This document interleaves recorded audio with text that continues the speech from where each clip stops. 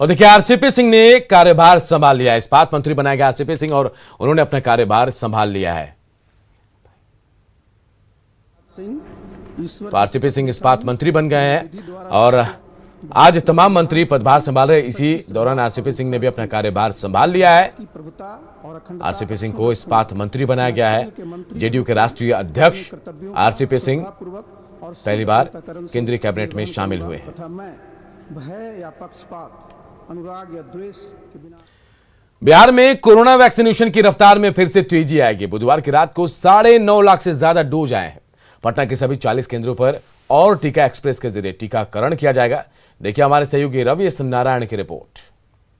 Covid vaccination के बिहार में चल रहे महाअभियान में आज से फिर से तेजी आएगी, क्योंकि पिछले दिनों यहाँ पे बिहार को केंद्र के द्वारा 9.5 लाख डोज जो हैं वो प्राप्त हुए हैं। आपको बता दें कि पिछले दिनों यहाँ पे डोज कम होने के कारण कई केंद्रों पे वैक्सीनेशन नहीं हो पाया था, लेकिन पिछली रात जो है वो केंद्र से 9.5 लाख से ज़्यादा डोज जो है वो बिहार को मिले हैं, और जिसके कारण आज लगभग सभी केंद्रों पे यहाँ पे वैक्सीनेशन किया जाएगा। और बता दें कि पटना के खासकर अगर बात करें तो यहाँ पे जो 40 केंद्र बनाए गए हैं उन सभी केंद्रों पे, और ख़ास करके जो टीका एक्सप्रेस चलाया जा रहा है, जो घूम घूम कर सभी गांवों में ग्रामीण स्तरों तक वैक्सीनेशन कर रही है, उसमें भी सभी टीका एक्सप्रेस के ज़रिए यहाँ पे वैक्सीनेशन किया जाएगा। आपको बता दें कि यहाँ सिर्फ आज से जो टीकाकरण होगा सिर्फ कोविशील्ड का होगा, क्योंकि यहाँ पे कोवैक्सीन का जो डोज है वो अभी तक प्राप्त नहीं हुआ है, वो पूरी तरह से ख़त्म है। तो जो कोविशील्ड लिए हैं पहला डोज या लेने वाले हैं उसे कोविशील्ड मिलेगा। कि यहाँ पे अगर आपको बताऊं कि पिछले 7 दिनों में जो महाअभियान चला है उसमें यहाँ 15.5 लाख से ज़्यादा लोग जो है वो वैक्सीन ले चुके हैं, और हर महीने टारगेट है कि 6 महीने में 6 करोड़ अगर करना है तो इसमें तेज़ी से रफ्तार लाने की ज़रूरत है।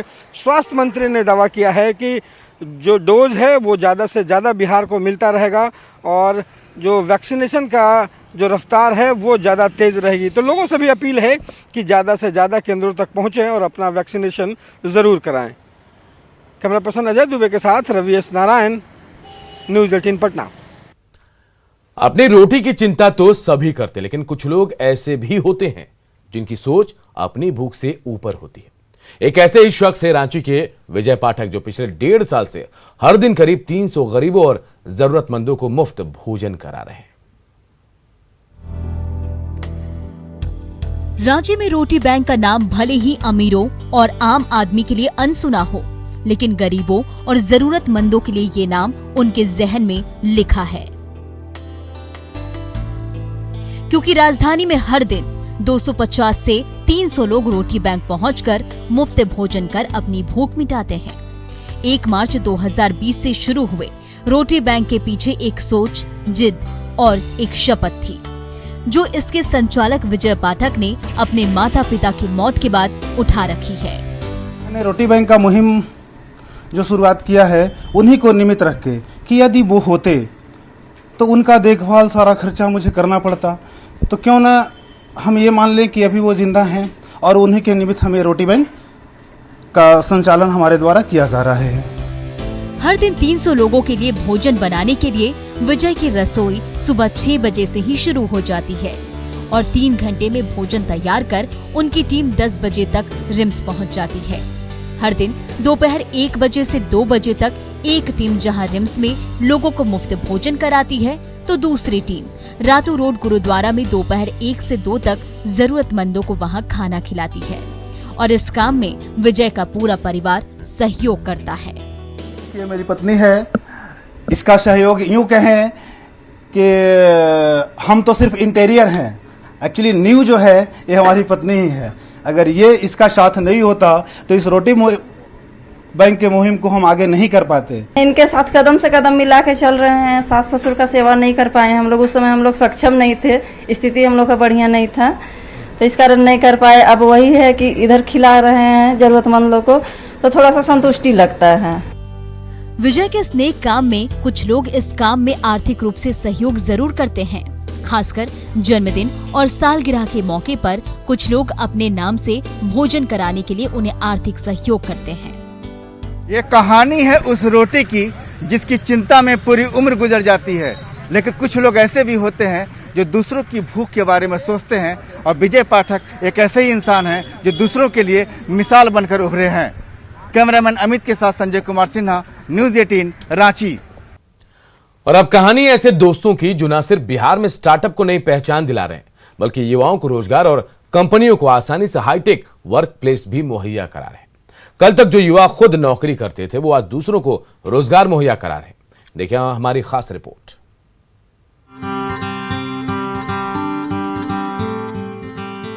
एक ही छत के नीचे काम कर रहे ये लोग अलग अलग कंपनियों में हैं।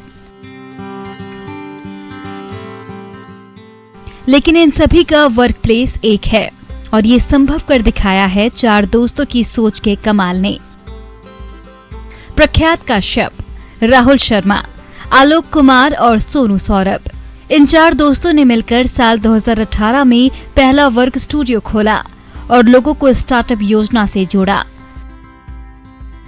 वर्क स्टूडियो कल्चर के बारे में जागरूक किया और देखते ही देखते आज उनके वर्क स्टूडियो की संख्या बढ़कर 14 तक पहुंच गई है, जो पटना, रांची से लेकर देश के कई शहरों में मौजूद है।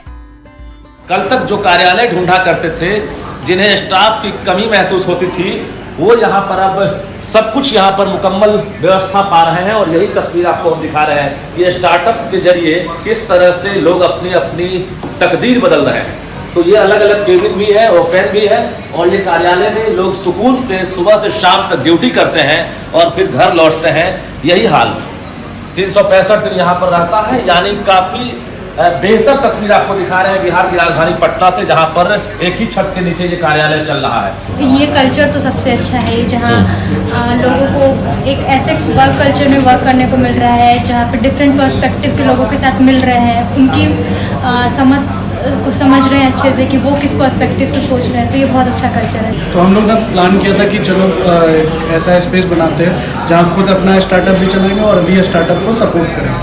तो फिर ये कारवां बढ़ते चला गया, धीरे धीरे हम लोग 4 मिलके शुरुआत किया। वर्क स्टूडियो में printer, cafeteria, meeting room, internet, बिजली और मैन पावर तक सब कुछ की सुविधा प्रदान की जाती है।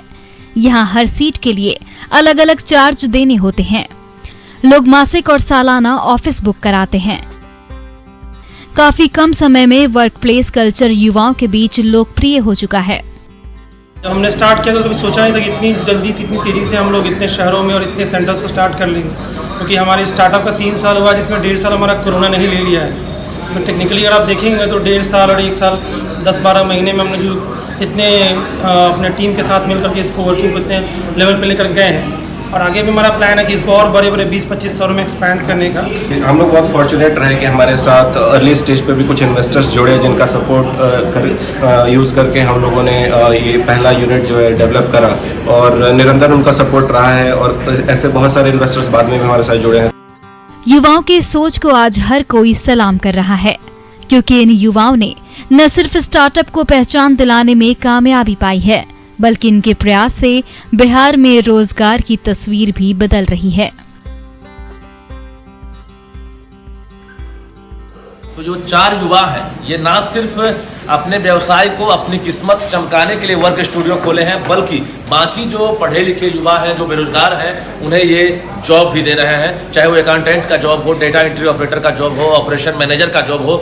ये पटना ही नहीं बल्कि बाकी जो अन्य राज्य हैं, वहाँ पर ये लोग जॉब प्रोवाइडर के रूप में काम कर रहे हैं। जाहिर है जो युवा हैं, उनके मनोबल को बढ़ाने के लिए सरकार को भी सहयोग करनी चाहिए, ताकि जो इन्वायरमेंट है, जो वर्क कल्चर है, वो और डेवलप हो सके और बिहार के प्रति और देश के प्रति लोगों का विश्वास और बढ़ सके। रजनीश कुमार, न्यूज़ 18 पटना।